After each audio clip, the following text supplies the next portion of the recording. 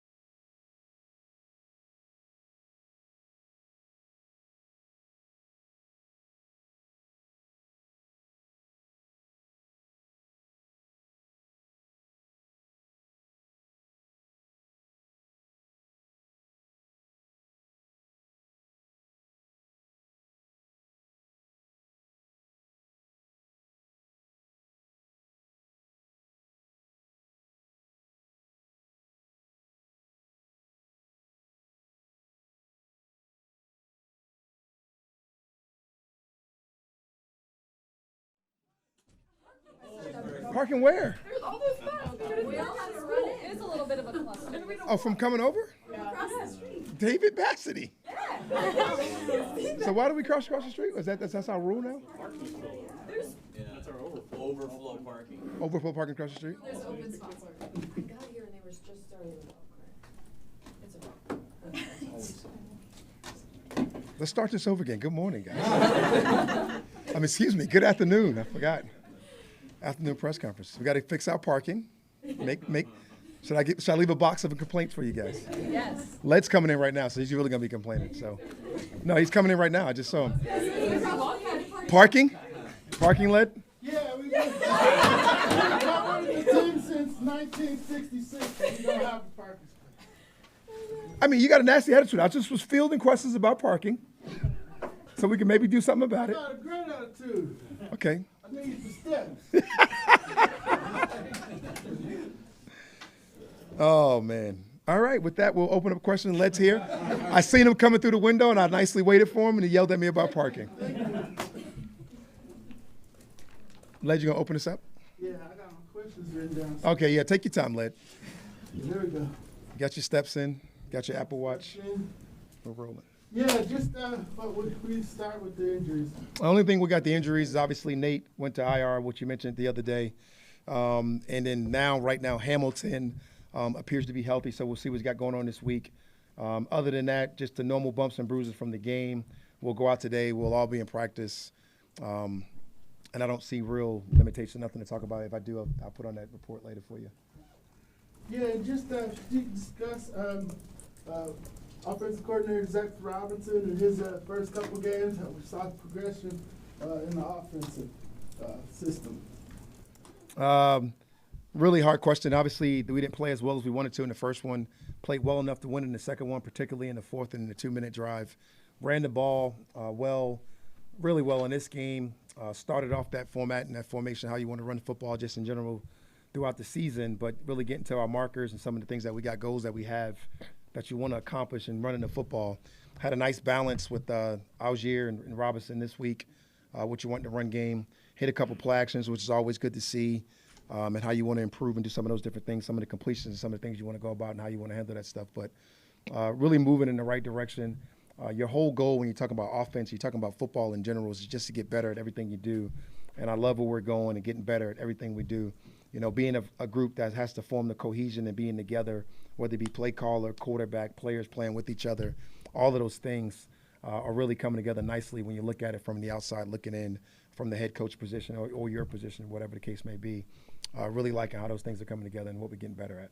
And the progression of the offensive line from week 1 to week 2, how did that group perform when they had spotty issues in game 1? You know, everyone's going to be spotty. Like I said, didn't play well in that first one, but to see the improvements happen within the run game from the double teams, from the movement, from the removal of people, of how we were able to run the football, and then also to see the improvement in the protection, particularly in that last drive, within the last minute of 2 minutes, things of that nature, are always good and always clean and always better to see. Just see all those things get improved, see all those things get better. You're always going to be able to find things and that you want to make improvements on, you want to make positives, but we'll find those things and we'll continue to grow as that goes. We've asked you a lot about identity over the last few months. You keep saying it's got to be, on the field. Working. Do you see any of that at the end of the game? Do you see like some of that building? Do you recognize any of that? Maybe? I think Kirk kind of hit on it at the end of the game. Talk about those are the moments that make your identity, kind of form those things, and just that never give up, that finish mentality. That's got to be a part of your identity, and those things kind of build. They kind of continue to grow. I love the way we were. I love the no blink mentality. I love the keep fighting to the end of it type of deal. Who these guys are, they really showed us at the end. I love the sideline. I love the hostile environment. I loved everything about that environment, right? You walk into that hostile environment, one of the greatest environments in football. You walk into that environment, and it is everybody against you. It's the you against the world mentality with those guys going out there and really have the ability to finish, to be able to go out there and really get caught up in their own, and not get caught up in any of the emotional game that you can play in those situations. Find a way to get a stop there at the end on defense. Find a way to move the ball down the field in a little amount of time. Find a way to overcome some of the adversity that we created for ourselves with the 15-yard penalty, to kick the long field goal, and that's all 3 phases, finding a way to do those things, and I thought those are the adverse things that you had to go through. I think those are the things that make you stronger, make you tougher. Those are the things that make it better for you in order to get your goals accomplished and what you want to get done. I thought that was a really good example of what you want your identity to look like. About the Drake and also the Ray, personal foul. I know you don't want the foul. I know you don't want the penalty, but you want them to play free. You want them to be themselves, right? You want to have a little brashness and attitude, right? Do you like some of that? Do you want to channel that maybe a little bit? You can address both of those situations, completely different situations. One situation was Chauncey Gardner, which he's really good at taunting people. And he is. He does a great job of those things. And we emulated it last week with some of our players and doing something. So you can't get caught up. He grabbed his mouthpiece and Ray reacted by being the second man to get caught. We know that's what it is in this league. And those are things those are the foolish penalties that you have to stop. The Drake was a celebration that you don't want to have happen because of the violence that goes on in our country that we're very sensitive of. But he had no ill will and no intent. And that's a mistake by all of us on all of our parts. To have those things come out with the light what's going on in our country and not being sensitive to those situations that we definitely are. We hosted the school that had the violence here, and we're really sensitive about all of those things and how those things happen for us. And we do care. And that was just Drake having fun with his fan base and his people up in the stands. And you don't really think about those things at the moment, so you got to be sensitive about all those things. And we definitely are here at the Falcons and all the belief in the world that, Drake immediately apologized. So 2 different situations in total, right? From the league standpoint, they did a nice job of taking that out of our game, just in general with the celebrations and being able to control that. And then obviously we'll pay the price with all of the issues and all of the incidents that happen. But, thankfully it didn't hurt us in the game. And those are things that you can definitely learn from. You definitely want to take those things back. You want to play fast, you want to play free, you want to play physical. but you definitely want to play within the rules, and you definitely want to be sensitive to everybody within the country about what's going on in our country, even outside of football. You know, our game is the thing that helps bring these things back and make things better. So you certainly don't want to shine the light on anything that's going on like that, even though you didn't have the intent. And I know that none of us had the intent. I know for sure Drake did not. How do you emulate that taunting that you mentioned? You said last week in practice you guys emulated that. We had one of our players do it. It was Mike Abernathy. He was Chauncey. He emulated him in the jersey. He was the guy to act. He was the guy to egg people on. He was the encouraging, the talking. He was the smack talker. He was the guy that was going across the line a little bit but not getting caught. Chauncey, again, like I said, he's been doing it for a long time. I remember him at the Saints. I remember him everywhere he's been. He's done such a great job of being able to really, you know, be just a pain in the neck, and he does such a great job at it. Scout team smack talker. Scout team smack talker. It was it's definitely in play. You know, he's one of the best ever. He talks smack to the coaches, the players, the media. He can get anybody.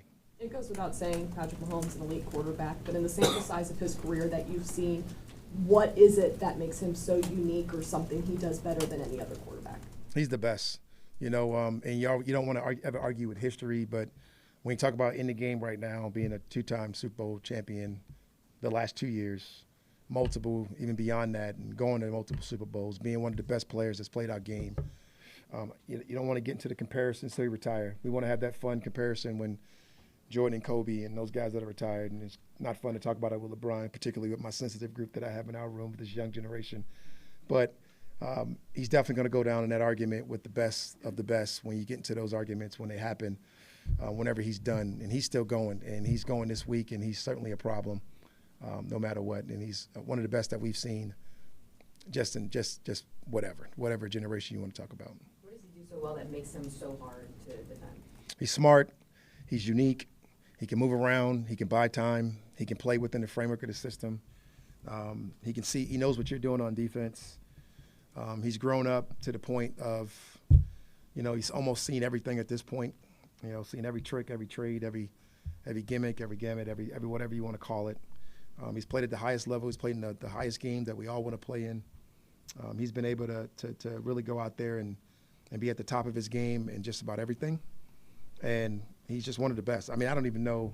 He's an alien, you know, so to speak. He's those guys that you consider and put him in that alien type light. And yeah, he's the best. He's one of the best, Allison. What's the definition of an alien in football? Julio Jones, Megatron, Patrick Mahomes, Tom Brady. Those guys that are just aliens of our game that we got a chance to go up against, and we know what it looks like. You know, Barry Sanders, depending on how old you are. You know, those guys are just aliens. You know, like. They do freak type things. LeBron James in basketball. I remember I was having a big argument talking about LeBron in the room. It was Mohamed Sanu and Julio James and Mohamed Sanu politely corrected me. I was like, man, I don't like LeBron because he's an alien. He goes, what you talking about? You coach an alien. Fair point, Mohamed. And we were talking about Julio Jones and like those kind of guys, they get that alien type status, and that goes amongst the players when you talk about, you know, you're talking about a bunch of elite guys and players that play at a very high level, at every level they've been at. And then there's those guys that get that alien type status, you know, from their peers and their significant others, and he definitely fits that. Raheem, since you've been a coach in the league, there's been an evolution of the quarterback position of more mobile guys. When I say mobile, I'm talking about, you know, the design run guys Sure. the last 2 weeks. Now you have this week a guy, as you mentioned, who can move around. You know, from a defensive standpoint, what kind of challenges has that brought that you have more of these mobile quarterbacks in the league now? They present all the problems that you just talked about, you know, like for example, they ran the ball for 80 yards with their running back this week, or 90 yards with their running back. But the quarterback gets you another 70, gets you another 50, he gets you another 60, and that definitely increased their running stats. And then when a play breaks down on third down, and you think you got them covered up in the back end, usually people throw those away or dirt them. These guys can move around and create problems, create first downs, and make people create bad angles for people to make tackles. And they present all kinds of challenges that way. And you got to prepare yourself to keep them in the pocket. You got to prepare yourself to keep from design runs. You got to prepare yourself when plays break down and not over to learn how to play the second play. There's a bunch of different things within the framework of having a quarterback that is mobile and be able to move around like that and to do the different things. You know, that doesn't limit the fact, that doesn't say that you can't just play with the pocket passer, but those guys present definitely that triple threat mentality that caused a lot of problems for us on defense. Has it helped that? Defensively, you know, when something happens, there's always a counteract with defensively. What kind of changes have you seen defensively as you have more of these mobile quarterbacks? It's really what I've always done a nice job of expressing to the defense that we play is that it's your tackling approach when you go into these guys, because the quarterback is the highly protected position, and how you got to attack them in the pocket is different than how you want to have a tackling plan for those guys when they break the pocket, right? They become running backs. They become these featured guys with the ball in their hand, and you have to approach those guys in different ways with your angles, and you got to approach those guys and do your angles in different ways on the sideline and how you want to go about getting them on the ground. You can't necessarily see a quarterback running and think when you get close that he's going to stop and go down and take the slide. You got to approach him with the ability that he's going to go down or he's not going to go down, and then when he does, have a way of getting out of his way to avoid some of the foolish penalties that you want to stay away from. So it's the approach and how you run up on the guys, how you're tackling plan, how you having those guys each week. And there's certainly a lot of them in the National Football League right now. When you go back and watch the tape from the game on Monday and you see some of those blocks that Bijan Robinson was laying down, what's going through your head as a coach? I think it was Led that brought it up after the game, talking about him being well-rounded. And I think that's just the development and the maturity of Bijan, right? Coming in as a protector, watching him step up and make that big-time block when Mooney got the touchdown on the zero blitz, and watching him step up there and put his face on a defender that's rushing was absolutely outstanding.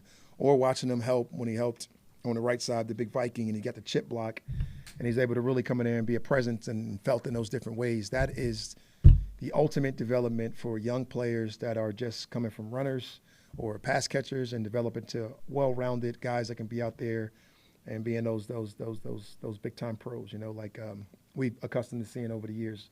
Led and I are the old guys in here, but like watching the Garrison Hursts of the world and those guys in protection, or Charlie Garners of the world, and now watching Bijan go from this really unique special athlete runner, pass catcher, to now finding out different ways to be able to protect. You got to give Mike Preachy, his coach, a lot of credit for that, right? That is development from within. That's development from Bijan, but also his coaching staff and the guys that work with him every single day. And then I know Kirk always wants to be better. It's one of the first things that he said after the game is that he felt like he didn't have his best stuff in the game. What's your challenge to him to get better this week? Kirk is the unique unicorn in that way, right? He's the guy that we don't have to challenge. He's the guy that's going to challenge himself.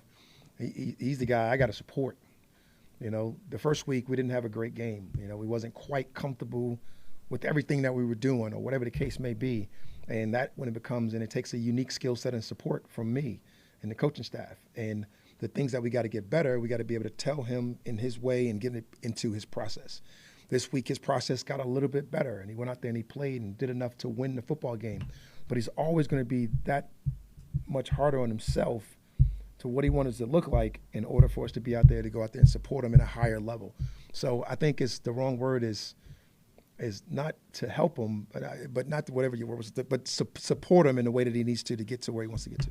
Going off that, last week you mentioned the accountability and growth, not only of Kirk, but also with Zach Robinson. How do you feel like that came together on Monday, and how do you sense that continues to progress? I think it starts with me. I don't hold back my words when I come up here and talk to you guys about what I need to do better and what I can improve from a practice standpoint or whatever the case might be. And I'm very strong in my beliefs. And I think it starts with that openness and that honest communication with those guys first off, and that allows them to open up to me to be really open and honest what they can do better. And I think that really helps when we're able to do that across the board, whether we're talking to ownership or we're talking to the president or we're talking to Terry and our front office department, and those guys, the same thing with us. And that just opens us up for our players to be really open and honest with all of us and not really get to the sensitive state that a lot of people get when you start to point fingers. We're not in the point finger business, we're in the getting better business. And our job is to get better. And the only way you do that is if you identify the problems, and that's our job as coaches, and it's their job as players to fix them. I'm not sure if you consider Travis Kelce to be an alien or not. He's an alien. Okay. So what makes him just such a lethal weapon on offense? He's unique. He's a freak. You can't necessarily go and draw his routes up on a card. You can't draw his routes up on a piece of paper. I'm not even sure what his routes are. I'm not sure if Patrick knows. I'm not sure if he knows, but they work. And they are very productive at the things they do. They are very unique. They're very hard to emulate. They're very hard in that way. And they've done it for such a long time. And we know a little bit about that from Tony Gonzalez from his time here and what he was able to do with those unique alien-type features and things that they do. And Travis has just jumped into that ship and just taken it to a whole new level with him and Patrick. You definitely got to play for – no, you're fine. You definitely got to play for a very long time when you're covering Travis Kelce. I've learned that the hard way. I know you said last week you don't want the Pittsburgh Steelers to beat you twice. And on the flip side of that, No doubt. how do you kind of guard against, obviously having the success, but wanting to continue that momentum going into this one? A lot of people like to say is reading your own articles, right? The first week we were terrible, right? From what I hear. Then you become the greatest from what I hear. And then it's just like, it's about having that steady Eddie process that you can go out there and trust your process, go through your things, go through your moments, and find ways to get better every single week. So like, you can't, every week is its own separate entity. It really is in the National Football League. And you either get better or you get worse. And we got to find ways to get better and better every single week and find ways to improve it. Will that happen? No. You will have setbacks. And it's got to do exactly what I told those guys at the game. You got to be able to pivot, you got to persist, and then you got to deal. And then how you deal with those things are the most important things. And like how we deal with practice today is a big part of how we got to go about our business. I was just going to say, how have you seen the team kind of respond? I know there's a lot of young guys on this team. No question. Having that success, how they've kind of responded. It's been fun for me, man. It's been a learning experience for me every single day, right? Stand in front of this group of guys and you talk to them and you give your spiel, and then you got to go watch them do what they do, right? And you got to just keep hammering home the fact that this is how we go about our business. And then some of them find their own rhythm and routine, and they get a chance to get those things, and we get a chance to do it every single week. And I think it's up to us as coaches to hold them accountable. It's up to players and coworkers to hold everybody accountable within the building. And I think that's all we can do is say, hey, this is what we said, this is what we want to do. And we got to go out there and do those things that we have accomplished, that we have for goals for us for each week.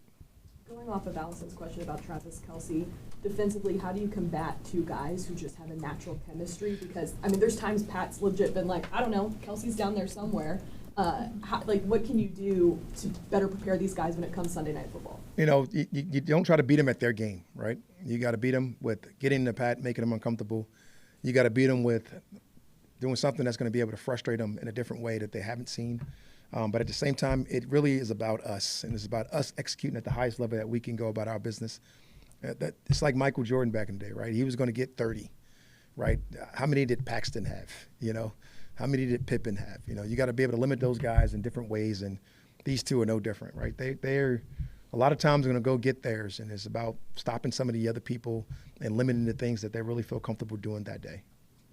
Coach, how tough was it you trying to repeat? I know y'all quarterback got hurt after y'all won the Super Bowl and went 5-12, but they're trying to do it 3 times in a row.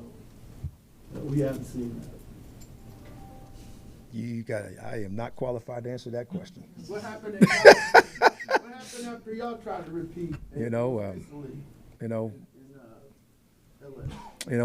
It's always tough to do those things, but you gotta hit the reset button. And they know as well as anybody that, you have to go back and hit the reset button, and every year is a different year. They know every single week is a different week. And I know the old adage from the media standpoint is that you're going to get everybody's best game. But like in the National Football League, everybody gets everybody's best game, right? So it's a little even more than just that. It is a complete reset, and they have played a lot of football. And they have played a lot of football for a long time. And it's how much rest do you need and how much readiness do you need? And they have found the perfect solution to the answers to those questions. Rest and readiness and getting those things together. And those guys get on a football field and becoming their best self. And they've done nothing but show us excellence over the last couple of years, and it is impressive. And you got to give the big fella a lot of credit. Andy Reid's done an amazing job. Going back to Philly, to Kansas City, he's done nothing but show excellence throughout his career. Zooming out to big picture, how difficult is this September stretch of games for the Falcons? Is it like diving into the deep end right away?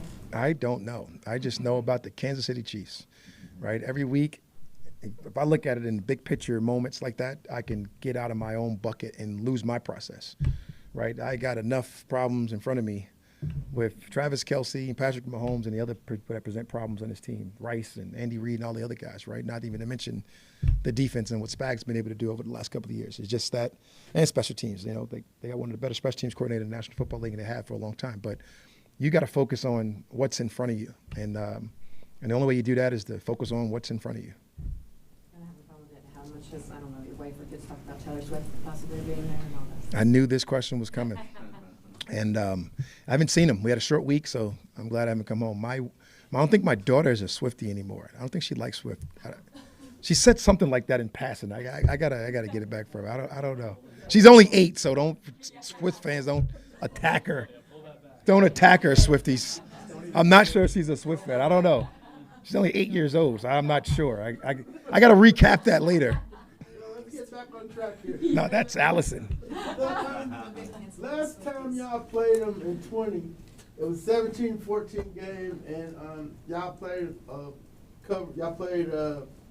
lot of stuff, kept everything in front of you. Everybody kind of took that game. That was the toughest game of the year, 17. Look at you going back in the history. I dropped a pick, could have won the game, but everybody started saying, hey, this might be the way to play Kansas City. How have they evolved to counter that? And, over time, as people have had answers for them, they've come up with solutions. Yeah, again, like you're talking about one of the best game planners in the National Football League. You're talking about one of the best coaches of all time. You're talking about one of the best quarterbacks of all time and one of the best tight ends of all time. You know, they're going to evolve. They're going to get better. You know, whatever went down in the success we had, you know, we can't count on those things to happen this time around. It's got to be something new. It's got to be something different. We got to be a little bit more creative, and we got to find a different way to go out there and affect some of the best trio that we've seen in the National Football League.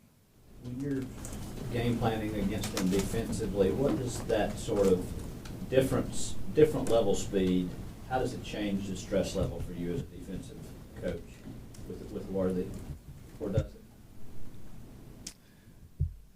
Everybody's really fast, right? And it's hard to say that it changes their stress level. Are you aware of it? Without a doubt. You know, was I a big fan of it, watching it with Texas and Sark? Yeah, for sure. So got a chance to see it for a while. You understand what it presents and what the threats are. But at the same time, you just got to go out there and you got to prepare for it all. I don't know if it changes the level of stress. I think it just changes some of the approach and some of the things that you want to do. Caden Ellis continues to stand out among a really strong group for you guys. What do you like about what Caden's put together the first 2 games? It was the same thing I was trying to tell everybody before we even start the season. You know, I think he's a superstar, and how he plays the game and the way he plays the game. He's our green dot. He plays with a certain physicality. He has a unique skill set where he can rush the passer. He has a unique skill set where he can cover, where he can run. Use his hand usage, get on and off blocks, play on the line of scrimmage, play off the line of scrimmage. He has a lot of really good tools that are a lot of fun for coaches when you're talking about dealing with it. If Allison's going to ask her quirky question, I'm going to ask mine. Yeah, sure.